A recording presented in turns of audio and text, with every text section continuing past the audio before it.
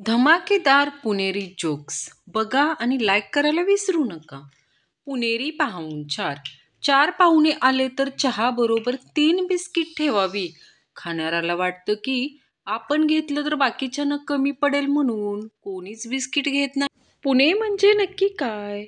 किडेबाज Donald गुरुजी जिथे होका आणि होना हे शब्द प्रश्नार्थी, विधानार्थी आणि टोमणार्थी वाक्य म्हणून वापरतात ते म्हणजे पुणे. एकदा एक मुलगा टाइमपास काहीतरी म्हणून गुगलवर how to get free lunch in 5 star hotel search करत होता.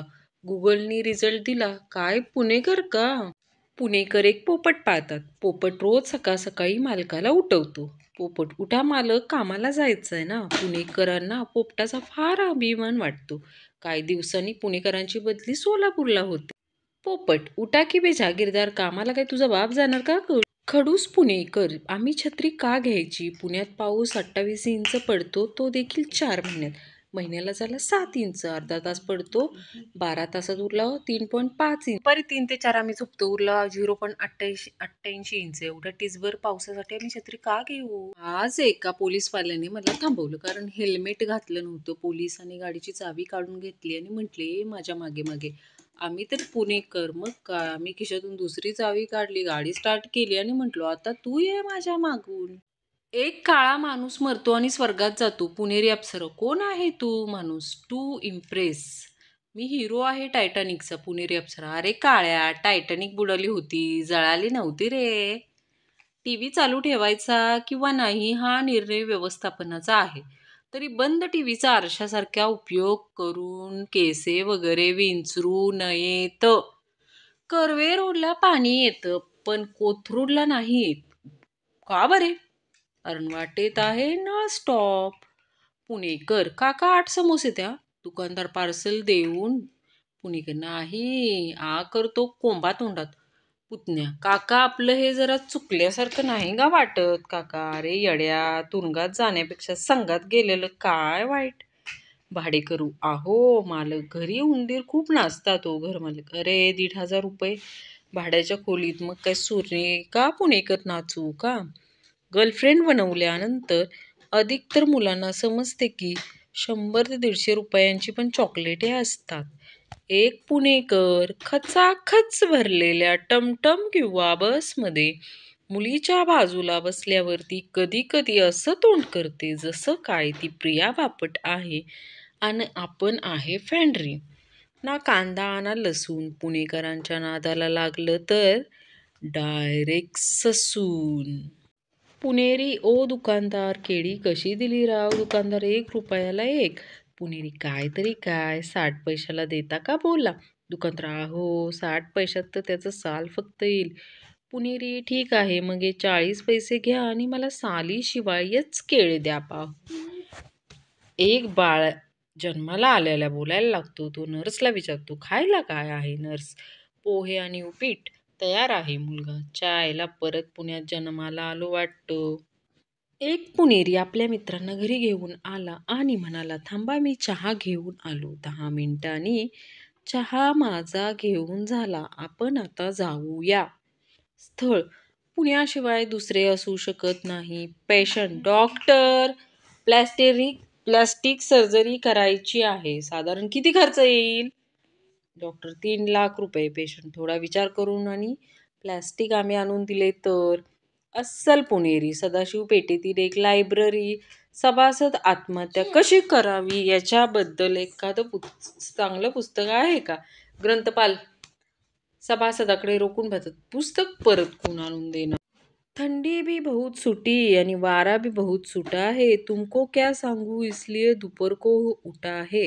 सहज आठवले इसलिए पाठवले. बचपन में था खोकला तो मेरे को औषध चाटवले. बचपन में था खोकला तो मेरे को औषध चाटवले. आज फिर से आया खोकला इसलिए मेरे को फिर से आठवले. स्थळ. सदाशिव पेठ. पुणे. जोशी काका. काय तात्या, आज अगदी आनंद दिसताय. काय झालं तात्या? हो, आमच्या शेजारच्या कुलकर्ण्यांना 1 लाख रुपयाची लॉटरी लागली आहे. जोशी काका. मग इतका आनंद का झालाय तात्या? त्याला आता तिकीट सापडत नाहीये म्हणून. गाईच्या पोटात 33 कोटी देव आहेत. हे जरी खरी मानले तरी येता जाता तिच्या पोटाला हात लावून सारखा नमस्कार करू नये, तिला गुदगुल्या होतात. स्थळ पुणे. एक मुलगा सायकलवरून जाताना एका मुलीला धडकला. मुलगी, बावळट, ब्रेक नाही का मारता येत? मुलाचे पुणेरी उत्तर, अख्खी सायकल मारली, आता ब्रेक काय वेगळा मारू? पुणेरी एकदम तिखट. पुणेरी स्पेशल. चिंटू, बाबा मला ब्लॅकबेरी नाही तर ॲपल पाहिजे. बाबा घरात फणस आणलाय, तो खा आधी. पुण्याला डेक्कनच्या चौकात CCTV कॅमेरे बसवले. दुसऱ्या दिवशी सकाळी पोलीस कंट्रोल रूमला आलेला पहिला फोन. हो जरा कॅमेऱ्यात बघून सांगा ना, चितळे उघडले आहेत का? नवरा थकलेल्या ऑफिसमधून घरी आलेला असतो. नवरा, प्यायला पाणी आण ग. बायको, तहान लागली आहे का? नवरा संतापून, नाही, माझा गळा कुठून लीक होतोय ते चेक करायचंय मला म्हणून.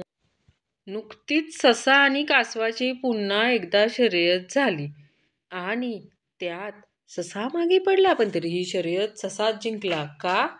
कारण शर्यतीत डग पुरत लुईस नियम लागू केला होता. रमाबाईंच्या नवऱ्यावर अतिशय प्रेम होते.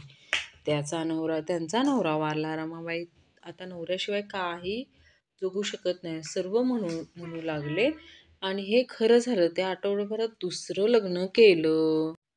एकदा काय झालं, नवरा म्हणाला बायकोला, तू दिसल्यावर वाटतं बहरून आले सर्व ऋतू. मग बायको म्हणाली नवऱ्याला, गॅस करा बंद, तर दूध जाईल उतू. चौखुरे गुरुजी वर्गाला उद्देशून म्हणाले, बाळांनो, वर्गात जर कुणाला सुसू लागली असेल तर करंगळी वर करावी. नन्या एकदम टॉक करून उद्धारला. आईला गुरुजी करंगळी वर केली की थांबते सुसू. कविता वाचन सुरू होते. एका कवीने सादर करण्यासाठी तोंड उघडले की त्याची कवळी बाहेर यायची. असे अनेकदा घडले. शेवटी न राहून एक श्रोता उद्धारला. अहो कविराज, आता कविता सुरू करणार की फक्त कॅसेट बदलत राहणार? वर पिता, तर तुम्हाला माझ्या मुलीशी लग्न करायचंय? बंडू, होय. वर पिता, बर. मला सांगा, तुम्ही ड्रिंक्स वगैरे घेता का? बंडू, एक विचारू? वर पिता, बेशक. बंडू, हा प्रश्न आहे की आमंत्रण?